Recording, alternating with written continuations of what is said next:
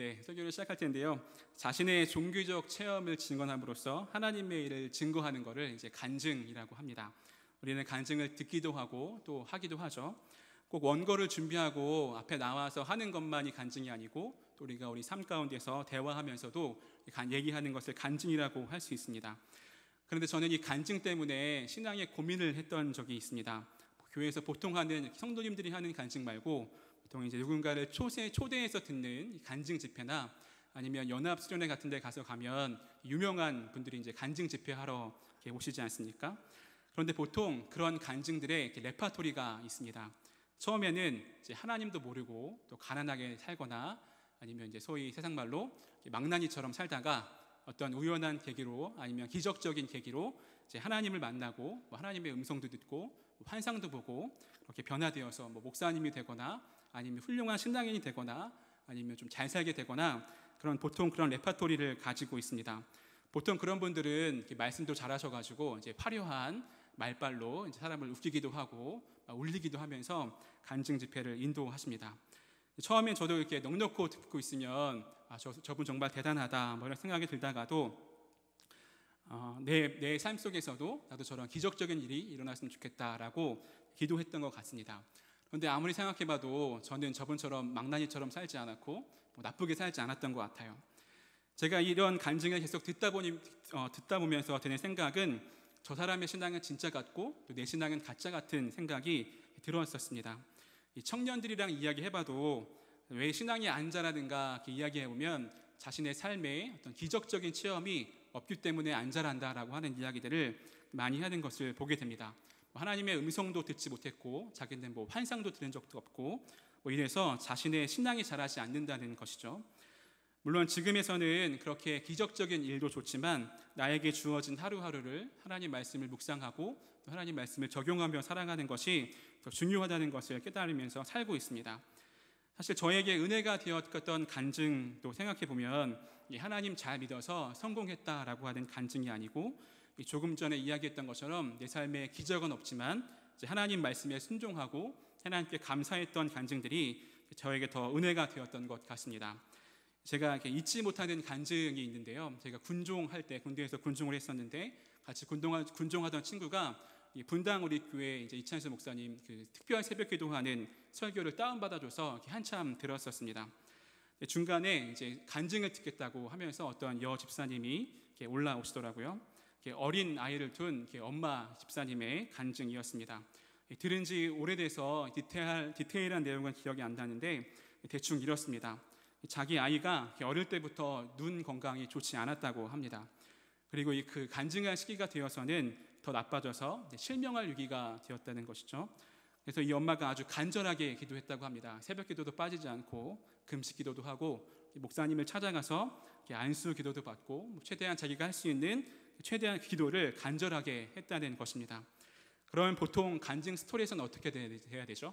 이제 아이의 눈이 낳고 말끔해져서 이제 하나님을 찬양합니다 이렇게 끝나야 되는데 이분이 새벽기도 설교 간증이 올라와서 하는 이야기는 무엇이냐면 결국 아이 한쪽에 눈이 실명됐다라고 하는 이야기였습니다. 이렇게 울먹이시면서 이야기하는데 이 아픔을 통해서 자신의 신앙이 더 견고해졌고 지금 주어진 것에 감사할 수 있게 되었다라고 하는 이야기를 들었습니다. 예를 들어서 이 아이가 눈이 낮고 커가지고 안과 의사가 되었다라고 하는 간증보다 실명은 했지만 이 여자 엄마 집사님이 신앙에 더 이 아픔을 통해서 신앙이 견고해지고 하나님께 감사하게 되었다는 이야기가 제 마음에 더 감동이 되었던 것 같습니다. 제가 이렇게 간증 이야기로 설교를 시작하는 이유는 오늘 말씀이 바울의 간증이라고도 할 수 있기 때문입니다. 물론 빌립보 교인들에게 권면하는 말씀이기도 하지만 그 내용은 바울의 간증으로 되어 있습니다. 바울이 얼마나 간절하게 간증하고 있는지도 느낄 수 있는데요. 오늘 말씀을 같이 살펴보시면서 바울이 간절히 원했던 것은 무엇인지 살펴보고 또 그것이 우리의 신앙이 되는 시간이 되었으면 좋겠습니다. 우리 먼저 1절 같이 한번 읽어보겠습니다. 1절 같이 읽겠습니다. 시작. 끝으로 나의 형제들아 주 안에서 기뻐하라.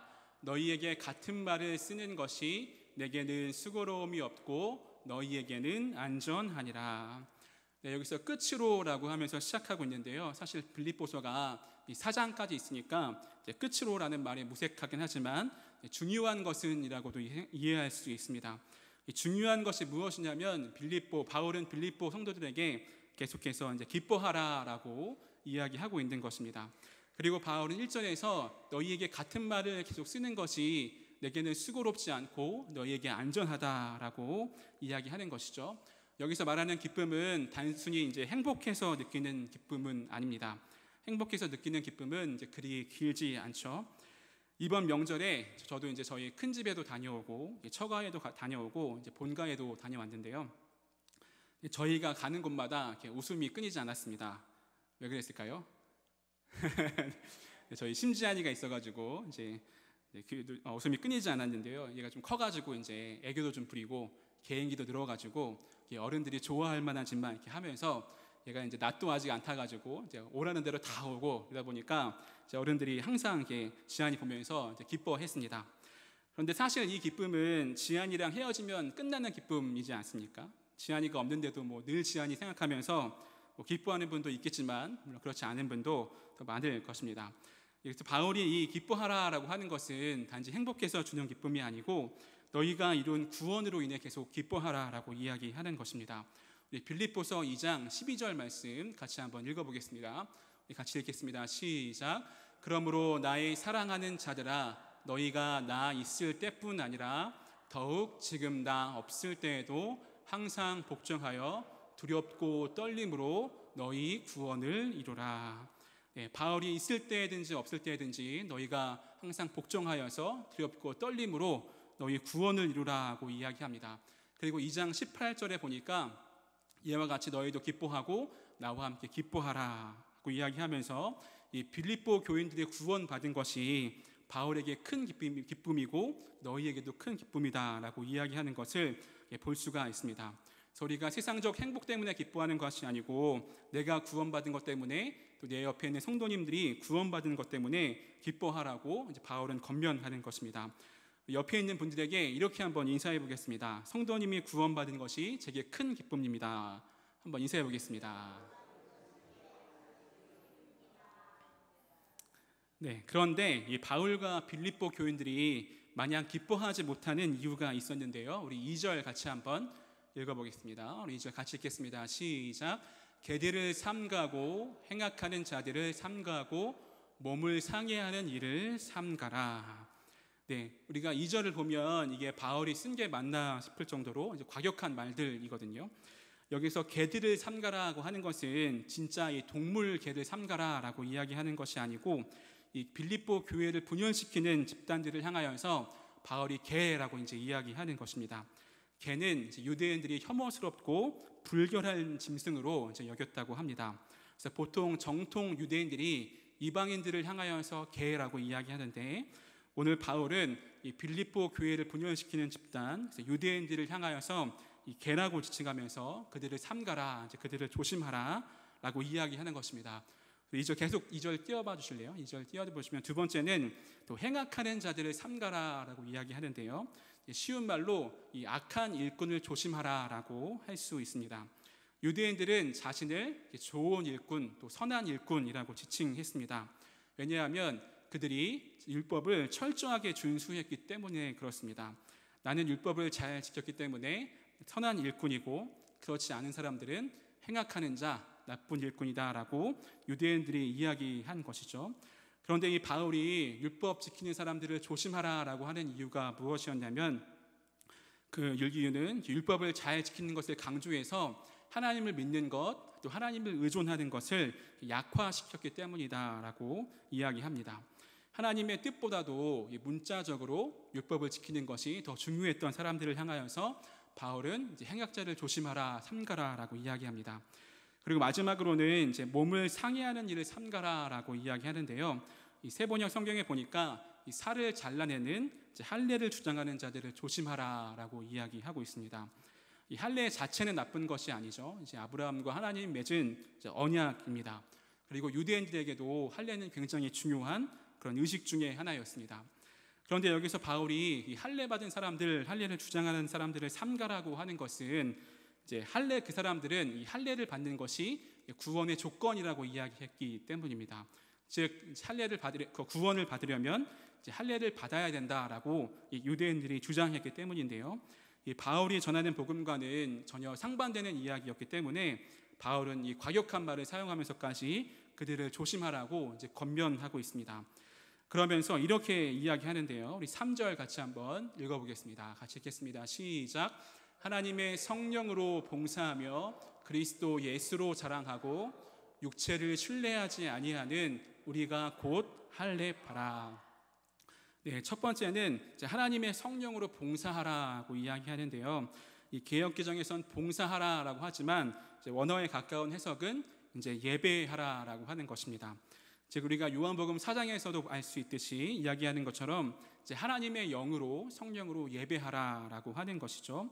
율법을 토시지 않아 틀리지 않고 지키는 것보다 우리가 하나님의 성령으로 봉사하고 예배하는 것이 또 하나님이 기뻐하는 것이다라고 이야기하고 있습니다. 또 이제 그리스도로 자랑하라고 이야기하는데요. 율법을 잘 지킨다고 자부하고 율법을 지키지 못하는 이 사람들을 향하여서 정죄하던 유대인들처럼 율법을 자랑하지 말고 이제 그리스도로 예수 안에서 자랑하라고 이야기하면서 마지막으로는 이렇게 육신을 의지하지 않고 살아가는 사람들이 바로 우리가 곧 할례파다, 하나님의 언약의 백성이다라고 이야기하는 것을 우리가 볼 수가 있습니다. 그러면서 바울의 간증이 우리 4절부터 시작하는데요. 그러나 나도라고 하면서 시작하고 있습니다. 이 말의 의미가 무엇이냐면 그러나 나도 할 말 많다라는 거예요. 이 유대인들의 관점에서 보면 그러나 나도 할 말 많다라고 하면서 5절, 6절에서 이렇게 이야기하는데요. 우리 같이 한번 읽어보겠습니다. 우리 같이 읽겠습니다. 시작. 나는 8일 만에 할례를 받고 이스라엘 족속이요 베냐민 지파요 히브리인 중에 히브리인이요 율법으로는 바리새인이요 열심으로는 교회를 박해하고 율법의 의로는 흠이 없는 자라. 네, 여기서 바울이 이야기하는 조건들은 유대인들이 이게 진짜 하나님의 사람이다라고 생각하는 그런 조건들 중에 맞지 않는 것이 하나도 없는 유대인들 관점에서 보면 완벽한 사람들인 것입니다. 그래서 바울도 율법의 의로는 흠이 없는 자라고 아주 당당하게 이야기하는 것을 볼 수가 있죠. 그리고 이제 하고자 하는 이야기를 바울이 진짜 하고자 하는 이야기를 7절부터 시작하는데요. 그러나라고 또 시작하면서 무엇이든지 내게 유익하던 것을 내가 그리스도를 위하여 다 해로 여길 뿐더러라고 이야기하고 우리 8절은 같이 한번 읽어보겠습니다. 같이 읽겠습니다. 시작. 또한 모든 것을 해로 여김은 내 주 그리스도 예수를 아는 지식이 가장 고상하기 때문이라. 내가 그를 위하여 모든 것을 잃어버리고 배설물로 여김은 그리스도를 얻고. 네, 유대인들이 보기에 좋다고 생각하는 출신이나 배경, 전통뿐만 아니라 다른 모든 것도 이 그리스도를 아는 지식이 가장 고상하기 때문에 다른 것들을 해로 여긴다, 이제 배설물로 여긴다라고 이야기하고 있습니다. 우리 여기서 본 그 바울 정도의 스펙이면 유대교에 들어가서 괜찮은 자리 하나 얻어서 권력 누리면서 또 재물 누리면서 거만하게 살 수도 있었겠지만 이 진리가 무엇인지 알았기 때문에 바울은 그런 것들을 다 해로 여기고 그리스도를 아는 지식, 믿음으로 살아간다라고 이야기하는 것입니다. 네, 저는 지난 여름에 이제 일본 선교를 다녀왔습니다. 벌써 다녀온 지 2달이 다 되어 가는데요. 지난번 2번의 선교와 달랐던 것 중에 하나는 이제 일본인 목사님들을 많이 만났던 것입니다. 새벽 설교 때도 한번 말씀드린 적이 있는데 총 3분의 일본인 목사님들을 만날 기회가 있었습니다. 처음 탐방했던 교회인데요. 사진 한번 보여주시겠어요? 네, 이 교회가 이제 120년 된 교회라고 하더라고요. 그런데 최근에 리모델링을 해서 아주 깨끗하게 건물을 지어놨습니다. 다음 사진 보여주시면 네, 잘 보이시나요? 요 가운데 노란 넥타이 하고 계시는 분이 담임 목사님이고 그리고 그 옆에 이렇게 양갈래 머리 이렇게 하신 분이 이 사모님이시거든요. 이 교회 방문해서 이제 이분의 강의를 듣는데 이제 뭐라고 이야기하시냐면 이제 한국과 일본과의 두 나라의 평화를 위해서 기독교인들이 나서야 된다라고 이야기하면서 일본인들이 한국에 사과해야 된다라고 이야기도 하면서 특별히 이제 동아시아의 평화를 위해서도 많이 기도하고 있다라고 하는 이야기를 들었습니다. 그러면서 이분이 북한 이야기도 하시더라고요. 빨리 북한에 자유가 오고 평화가 오고 복음이 들어갔으면 좋겠다라고 하는 이야기를 들으면서 제가 큰 감명을 받았습니다. 그리고 옆에 있는 그 사모님도 이제 목사님이라고 하더라고요. 근데 좀 특이한 게 일본은 이 전에 계시던 교회에서는 여자 목사님이 담임 목사님이셨고, 그리고 이제 지금 있는 교회에서는 남자 목사님이 담임 목사님이다라고 하는데요. 이 여자 목사님은 이제 6대째 신앙인이다라고 하더라고요. 그러면서 우리나라가 일본의 식민지를 받을 때 제암리 교회 사건이 있지 않았습니까? 이제 사람들이 일본 군들이 제암리 교회에 우리나라 사람들을 가둬놓고 나오지 못하게 하고 이제 불을 질렀는데 나오는 사람들은 총을 쏴서 죽이는 사건이 있었죠. 그런데 이 여자 목사님의 선조가 가장 먼저 이 일본 정부한테 이것이 잘못된 것이라고 항의했던 분들이라고 이제 이야기하더라고요. 이분들과 이야기 나누면서 이 일본인들에 대해 다시 한번 생각하는 기회가 되었습니다. 그리고 두 번째 교회를 방문했는데요. 사진 한번 보여주시겠어요? 이 교회인데 이 교회도 120년이 넘는 교회라고 하더라고요. 저희가 일신교회에서 자란 청년들이 예전 일신교회 본당과 비슷하다고 하면서 되게 좋아했거든요. 여기 앞에 그 기도단도 있었고 되게 좋아했었습니다. 그리고 이제 여기 방문했던 교회 담임 목사님은 이 지역에서 가장 이렇게 어른 목사님이라고 하시더라고요. 저희가 또 이분에게 강의를 들은 다음에 이분이 일부러 시간을 내셔서 저희와 전통 놀이를 같이 해주셨습니다. 다음 사진 보여주시면 저렇게 이렇게 막 구멍에 꽂고 막 하는 그런 전통 놀이였는데요. 이렇게 서스럼 없이 친근하게 저희를 대접해 주는 모습을 보면서 되게 감명 깊게 받고 또 목사님의 이 내공이 느껴지는 분이었습니다. 저분이 가장 어른이라고 했잖아요. 저분이 몇 살 정도 되셨냐면 이제 60살 정도 되셨다고 하더라고요. 되게 동안이신데 60살 정도 됐다고 합니다. 그리고 마지막으로 만난 목사님은 이제 윤성규 목사님이 사역하는 니코가 교회 담임 목사님, 원로 목사님이시죠. 원로 목사님과의 만남이었습니다. 저희가 히마와리라고 하는 곳에 가서 공연을 했는데요. 그것은 일본 사회에서 소외받고 또 외면받고 정신적으로 또 마음적으로 힘든 분들이 생활하시는 곳이었습니다. 작년에 너무 좋아서 올해는 체육관을 빌려서 공연을 했는데요. 우리 공연 사진을 한번 보여주시면 저렇게 좀 이렇게 큰 체육관에 저희가 모여서 저분들에게 공연을 보여주었습니다. 그리고 이 소식을 듣고 이제 원로 목사님이신 이제 아우노 목사님이라고 하시는 분이 오셨는데 이분은 지금 2011년에 원전 사고가 있었던 후쿠시마 지역 근처에서 살아가고 계신다고 하시더라고요. 그리고 차로는 18시간 정도 걸리는데 행사에 참여하려고 오셨다고 하십니다. 그리고 점심시간이 되어서 이제 원로 목사님 부부와 또 윤성기 목사님과 그리고 제가 같이 함께 앉아서 식사를 했습니다. 다음 사진 보여주시면 저기 함께 앉아 계시는 분이 이제 아우노 목사님이라고 10월 7일 함께 오실 텐데 목사님과 사모님이시더라고요. 이제 나이가 83살 정도 됐다고 하십니다. 목사님과 윤성기 목사님이 통역해 주셔가지고 대화를 한참 나누었는데 저에게 일본어를 할 줄 아냐고 물어보시더라고요. 그래서 제가 못한다고 하니까 일본어 공부 좀 하고 오라고 이렇게 말씀도 하셨습니다. 그리고 나서 저에게 하는 첫 이야기가 이제 안중근 의사에 관련된 이야기였습니다. 얼마 전에 중국에 있는 안중근 의사 기념비를 갔다 왔는데 거기에 이제 한국말로 기념비가 써 있나 봐요. 사모님이 공부를 많이 하셔서 영어도 할 줄 아시고 또 한국말을 읽을 줄만 아신다고 하더라고요. 뜻은 모르고 읽을 줄만 아신다고. 그러면서 이 안중근이 쓴 동양평화론이라는 책이 있대요. 저도 아직 읽어보지는 못했는데 그 책은 정말 위대하다고 이제 이야기하시는 것을 들으면서 이 일본인 목사님과 첫 대화에서 이 안중근 의사 관련된 이야기를 듣는 것이 굉장히 이제 어색했습니다. 그리고 나서 어떻게 니코가와 교회의 윤성기 목사님이 담임 목사님 되셨는지 이야기를 하시는데요. 통역이어서 100% 이해하지 못했지만 대략 이렇습니다.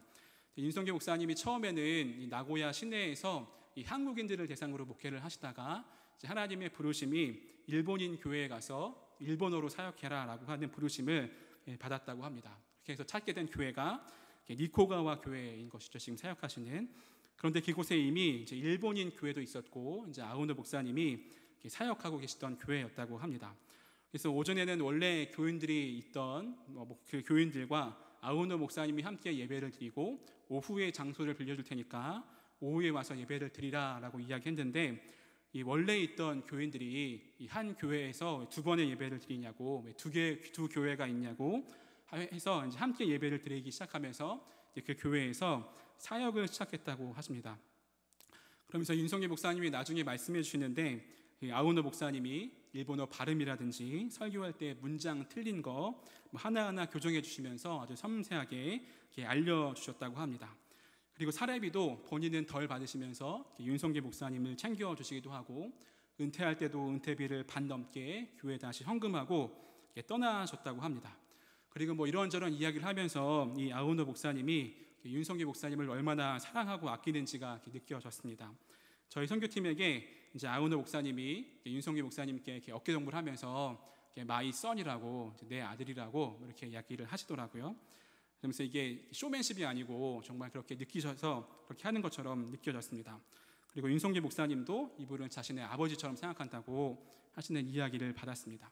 얘기를 들었습니다. 그리고 제가 이분과 대화하면서 가장 충격적으로 느껴지는 것이 있었는데요.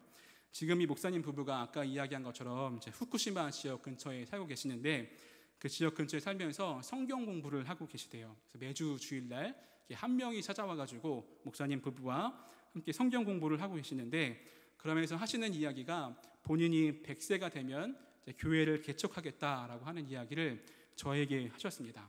지금 연세가 83살이신데 그냥 이제 편하게 남은 여생을 즐기다가 이렇게 돌아가실 수 있는데, 이제 100세가 되면 교회를 개척할 거고, 지금 한 명 성도가 우리 교회에 찾아오는 게 지금의 시작이다. 100세 때 개척할 교회의 시작이다라고 하고 하는 이야기를 들었습니다.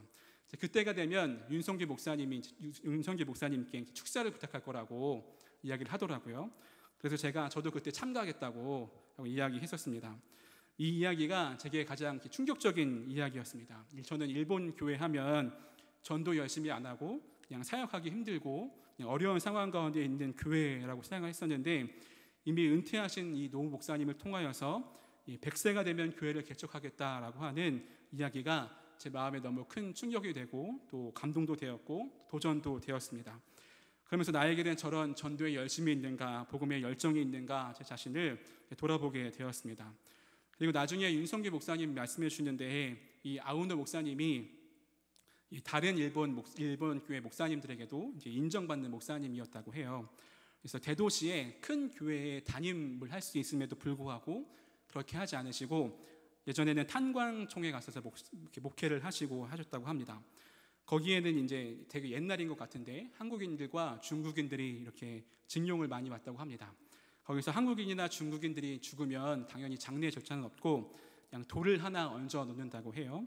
아운더 목사님이 그걸 보시면서 내가 열심히 복음 전하지 않으면 저 돌들이 나에게 소리칠 것이다 라고 느끼셔가지고 더 열심히 복음을 전하셨다고 합니다. 그래서 아운더 목사님은 큰 교회 갈 수 있음에도 불구하고 지금 윤성기 목사님이 계시는 이 트시막 지역도 되게 시골인데 그곳에 와서 이제 사역하시고, 이 히마와리 같이 정신적으로 힘들고 또 일본에서 소외된 사람들과 함께하는 목회를 하셨다고 하더라고요. 저는 오늘 이 설교 본문을 말씀을 묵상하면서 바울이 이야기한 그리스도를 가장 고상하게 여기고 다른 것들은 해로 여기는 삶이 이런 목사님의 삶과 비슷하지 않을까라고 하는 생각을 하게 되었습니다. 이러한 바울의 고백이 저와 여러분의 고백이 되었으면 좋겠습니다. 또한 고백뿐만 아니라 우리의 삶이 되었으면 좋겠습니다. 그리고 나서 바울은 자신의 의가 어디에 근거하고 있는지 이야기하는데요. 우리 9절을 세번역 성경으로 같이 한번 읽어보겠습니다. 우리 같이 읽겠습니다. 시작. 그리스도 안에 있는 사람으로 인정받으려고 합니다. 나는 율법에서 생기는 나 스스로의 의가 아니라 그리스도를 믿는 믿음으로 말미암아 오는 의 곧 믿음에 근거하여 하나님에게서 오는 의를 얻으려고 합니다. 네, 바울은 율법에서 생기는 자기 스스로의 의가 아니라 믿음으로 말미암아 오는 하나님의 의를 얻으려고 한다고 고백하고 있습니다. 수많은 율법의 조항들을 지키면서 나는 의롭다고 생각했던 유대인처럼 살지 않고 참된 의인, 믿음으로부터 하나님께로부터 온 의를 얻으려고 한다고 바울은 고백합니다. 이 말씀을 묵상하면서 저는 나는 나의 의로 살고 있나 아니면 믿음으로부터 오는 하나님의 의로 살고 있나 자문했을 때 당당하게 하나님의 의로 살고 있다라고 대답하기가 쉽지 않더라고요. 또 여러분은 어떠십니까? 이 믿음으로부터 오는 하나님의 의로 살고 있는지 우리 삶을 점검해 봤으면 좋겠습니다. 몇 달 전에 나의 의로는 자랑할 것은 없구나라고 하는 것을 문득 깨닫는 사건이 있었습니다. 제가 지난 새벽 설교하면서도 말씀드렸는데요. 교회에 있다 보면 우리 교회를 통해서 남산을 가는 관광객들이 많이 있습니다. 그래서 길을 물어보면 가르쳐 주기도 하는데요. 어느 날 이 교육관 옆에 이 계단을 내려가고 있는데 한 60대 중반으로 보이는 한 부부가 화려한 등산복을 입으시고 남산을 가시려고 이제 올라가시더라고요. 이 옆에 죽은 나무가 있지 않습니까? 근데 거기에 뭐라고 써져 있었냐면 창립 70주년 기념 박재희 장로 식수 증정이라고 이렇게 써 있었습니다. 박재희 장로님이 70주년을 기념해서 덩쿨나무 같은 걸 그 옆에 이렇게 심으셨습니다. 지금은 많이 자라서 많이 괜찮아졌는데 그때는 이제 휑했거든요. 그랬더니 그걸 본 여자분이 정확히 이렇게 이야기했습니다. 70년이면 뭐해, 죽었는데, 이렇게 이야기하시더라고요. 근데 이분이 주어를 얘기하지 않고 그냥 70년이면 뭐해, 죽었는데 라고 이야기하니까 뭔가 이렇게 섬뜩하더라고요. 70년이면 뭐해, 나무가 죽었는데 하면 그냥 넘어갈 텐데 70년이면 뭐해, 죽었는데 하니까 순간 교회를 향해 하는 말인가 뭐 이런 생각이 들다가도 나무를 향해서 하신 말씀이구나 라고 하는 것을 이제 알게 되었습니다. 그러면서 드는 생각은 세상 사람들은 우리 교회가 70년이 되었던 아니면 100년이 되었던 그것이 중요한 것이 아니고 교회가 살아있는지 죽어있는지가 더 중요하겠구나라는 생각을 이제 하게 되었습니다. 그러면서 교회뿐만 아니라 나의 삶도 내가 뭘 잘하고 또 뭘 했고 어떤 결과를 얻느냐보다도 내가 그리스도인으로 잘 살고 있는가, 오늘 말씀의 근거에서 이야기하면 믿음으로부터 하나님께로 온 의를 가지고 살아있는가가 훨씬 더 중요하다라는 것을 한번 생각해 보게 되었습니다. 여러분은 어떠십니까? 다른 사람이 옳게 여기는 혹은 좋게 여기는 믿음의 조건들에서 오는 의가 아니라 이 하나님께로부터 오는 의로 살아갈 수 있는 우리 모두가 되기를 소망합니다. 마지막으로 이제 제가 바울의 이 간증이 간절하다고 한 이유는 10절과 11절 때문인데요. 우리 세번역 성경으로 10절과 11절 같이 한번 읽어보겠습니다. 우리 같이 읽겠습니다. 시작. 내가 바라는 것은 그리스도를 알고 그분의 부활의 능력을 깨닫고 그분의 고난에 동참하여 그분의 죽으심을 본받는 것입니다. 그리하여 나는 어떻게 해서든지 죽은 사람들 가운데서 살아나는 부활에 이르고 싶습니다. 네, 여기서 보면 바울이 얼마나 간절한지 알 수가 있는데요.